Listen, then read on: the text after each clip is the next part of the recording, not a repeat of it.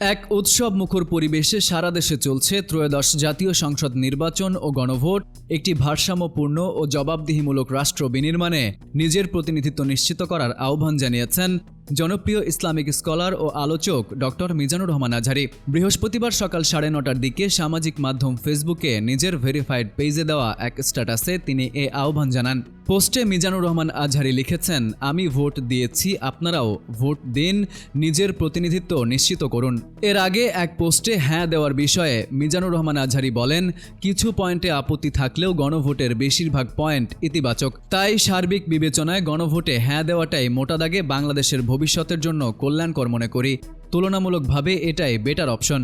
রাষ্ট্র কাঠামো সংস্কার এবং ক্ষমতাকে কেন্দ্রীভূত করার পথ বন্ধ করতে চাইলে গণভোটে হ্যাঁ দেওয়ার কোনো বিকল্প নেই উল্লেখ করে তিনি বলেন, পরে জুলাই সনদের নাম করে কৌশলে মূল্যবোধ বিরোধী কোনো আইন প্রণয়ন করতে চাইলে অবশ্যই এদেশের আপামর ধর্মপ্রাণ জনগণ সেটাকে রুখে দেবে ইনশাআল্লাহ।